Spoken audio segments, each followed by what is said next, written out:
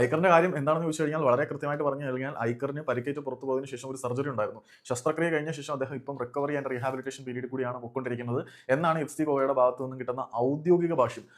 ഐക്കറിനെ ഡ്രാസിച്ചിന്റെ സ്ഥാനത്ത് നിയമിക്കണം എന്ന് പറഞ്ഞ ആരാധകരുടെ ഭാഗത്തു നിന്നും വളരെ വലിയ ആവശ്യങ്ങൾ ഉയരുന്നുണ്ട്. എങ്കിൽ പോലും അദ്ദേഹത്തിന്റെ ഹെൽത്ത് കണ്ടീഷൻസ് ഫിറ്റ് ആവാതെ എങ്ങനെയാണ് ടീമിൽ ഉൾപ്പെടുത്തുക എന്നുള്ള ഒരു ചോദ്യമാണ്. ഐക്കറിന്റെ റിക്കവറി പീരീഡ് ഇത്തിരി താമസിക്കും, കുറച്ച് കഴിഞ്ഞ് ഐക്കറിന് കളിക്കളത്തിൽ ഇറങ്ങാൻ പറ്റുള്ളൂ എന്ന തരത്തിലാണ് റിപ്പോർട്ടുകൾ പുറത്തേക്ക് വരുന്നതെങ്കിൽ പോലും അവിടെയും ചില അൺസർട്ടനിറ്റീസ് നിലനിൽക്കുന്നത് കൊണ്ട് ജാനുവരി ട്രാൻസ്ഫർ വിൻഡോയിൽ ഐക്കറിന് പകരം വേറെ ഒരാളെ കൊണ്ടുവരുന്ന അവസ്ഥയിലേക്ക് എഫ് സി ഗോവ എത്തുമോ എന്ന് പോലും ചില ആളുകൾ സംശയിക്കുന്നുണ്ട്. അതവിടെ നിൽക്കട്ടെ.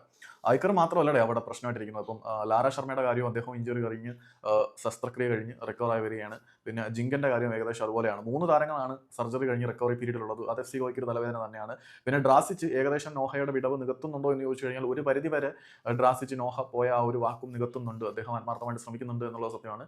പിന്നെ ഒഡയുടെ കാര്യം പറയാനാണെങ്കിൽ പ്രതിരോധ നിരയിലെ ഏറ്റവും വിശ്വസ്തനായ താരമായിട്ടുള്ള ഒഡയെ പ്രായം തളർത്തി തുടങ്ങിയത് അദ്ദേഹത്തിന്റെ പ്രകടനത്തിൽ റിഫ്ലക്റ്റഡ് ആവുന്നത് കൊണ്ട് തന്നെ വരാൻ പോകുന്ന ജാനുവരി ട്രാൻസ്ഫർ വിൻഡോയിൽ എന്തെങ്കിലും അടിയന്തരമായിട്ട് ചെയ്യണം എന്ന അവസ്ഥയിലാണ് നിൽക്കുന്നത്. ഇപ്പോഴും ഗോവയുടെ ആരാധകർ വളരെ നല്ല രീതിയിൽ ഐക്കർ തിരിച്ചു വരുമ്പോൾ കാര്യങ്ങൾ ഓക്കെ ആവും എന്ന് പ്രതീക്ഷിക്കുന്നുണ്ട്. ഐക്കറിനെ ബ്രിങ് ബാക്ക് ചെയ്യണം. ഇഞ്ചുറി ആയി കിടക്കുന്ന ആളിനെ എങ്ങനെ ബ്രിങ് ബാക്ക് ചെയ്യാനാണ്? ഇനിയിപ്പം ഇഞ്ചുറി തന്നെയാണോ അതൊരു വെറുതെ പറയുന്ന ഒഫീഷ്യൽ ഭാഷയാണോ എന്നൊക്കെ കണ്ടറിയണം. പക്ഷേ സർജറിയും കാര്യങ്ങളൊക്കെ കഴിഞ്ഞിട്ടുണ്ട്. ചിലപ്പോൾ റീഹാബിലിറ്റേഷൻ നേരത്തെ ആവുമായിരിക്കും. പിന്നെ അർമാൻഡോ സാദിഖു പുള്ളി എന്താ പറയണോടെ, എഫ് സി ഗോവയിലോട്ട് വന്നിറങ്ങി അങ്ങേരെ അഴിഞ്ഞാടുവാണ്, ആറാടിക്കൊണ്ടിരിക്കുകയാണ് നമ്മുടെ പയ്യൻ അർമാൻഡോ സാദിഖു. മോഹൻ ബഗാനിൽ ഓസ്ട്രേലിയൻ ലോബി പുള്ളി ഒതുക്കിയത് തന്നെയാണ്, അതിനകത്ത് സംശയമൊന്നുമില്ല. പ്രകടനത്തിൽ നിന്നും വളരെ വ്യക്തമാണ്. ഹെരേര നന്നായിട്ട് കളിക്കുന്നുണ്ട്. പിന്നെ ഹെരേര തൻ്റെ റോള് എന്ന് വെച്ചാൽ തൻ്റെ പണി എന്താണോ എന്ന് വൃത്തിയായിട്ട് ഹെരേര ചെയ്യുന്നുണ്ട്.